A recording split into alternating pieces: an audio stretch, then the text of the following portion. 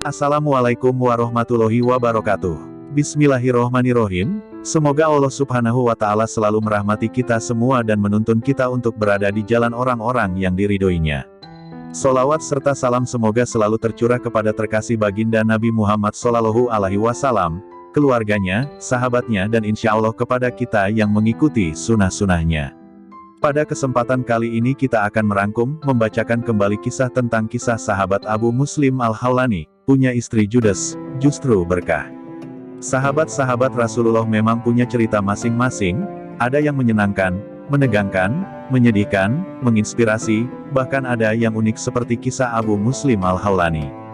Dikutip dari keterangan kitab Fathul Bari, semasa Rasulullah ada seorang sahabat unik bernama Abu Muslim Al-Khawlani. Dikatakan unik karena walaupun hidup sejaman dengan Rasulullah SAW, ia tidak pernah berjumpa Rasulullah sampai akhir hayatnya. Atas dasar itu beberapa ulama mengkategorikan ia sebagai tabi'in, meskipun hidupnya semasa dengan para khulafaur rasyidin dan sahabat-sahabat seangkatannya. Saking pengennya bertatap muka dengan Rasulullah, ia beberapa kali pergi ke Madinah. Namun takdir berkata lain, sebanyak ia ingin bertamu ke kediaman baginda Nabi Muhammad SAW, sebanyak itu pula ia gagal. Demi bisa bertatap muka dan ngobrol langsung, suatu ketika ia datang pada malam hari. Namun di perjalanan, ia mendengar kabar duka bahwa Rasulullah Muhammad SAW telah wafat seminggu yang lalu. Abu Muslim Al-Khawlani larut dalam kesedihan, dengan langkah yang berat, ia memutuskan kembali ke rumahnya. Para tetangga mengenal Abu Muslim Al-Khawlani seorang muslim yang sangat taat dan hebat, doanya sangat mustajab, namun di sisi lain, ia diuji mempunyai istri yang sangat judes. Setelah melalui perjalanan selama berjam-jam, akhirnya ia sampai di rumah. "Uang belanjanya suamiku, bumbu dapur banyak yang habis," rengek istri Abu Muslim dengan raut muka datar. Belum sempat duduk di kursi, Abu Muslim merogoh kocek, ia menemukan uang beberapa dirham lalu memberikannya kepada istri. "Ya Allah, istriku, bukannya tanya kabar perjalananku ke Madinah dan bagaimana kabar Rasulullah SAW, baru sampai rumah langsung diminta uang belanja," ucap Abu Muslim dalam hati dengan sabar. Abu Muslim Al-Khawlani membersihkan diri lantas duduk di kursi teras rumah. "Uang belanjanya tidak cukup suamiku, kurang tepung buat bikin roti," kata istrinya ketika baru sampai depan rumah tanpa ekspresi. "Iya, setelah ini aku belikan," jawab Abu Muslim Al-Khawlani.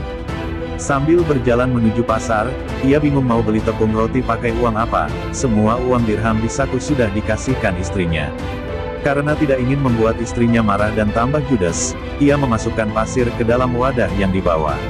Setelah memberikannya kepada sang istri, ia berencana langsung keluar rumah untuk mencari kerja serabutan di pasar. Begitu sampai di rumah, Abu Muslim Al-Khawlani memberikan bungkusan itu kepada istrinya. Ia langsung cepat keluar rumah sebelum istrinya ngomel karena tahu isi bungkusannya. Ia berjalan ke pasar sambil mencari-cari orang yang butuh bantuan pekerjaan. Anehnya, sampai sore hari tak ada satupun orang yang butuh bantuan. Ia pun sadar omelan macam apa yang akan ia dapat ketika sampai di rumah. Ia berencana membelikan tepung roti sesuai yang dibutuhkan oleh istri setelah dapat bayaran. "Bismillah, hamba ikhlas dan sabar menerima kekurangan dan kelebihan istri hamba ya Allah, Engkaulah yang maha tahu segala-galanya," ucap Abu Muslim Al-Khawlani dalam hati. Abu Muslim Al-Khawlani pulang dengan hati pasrah.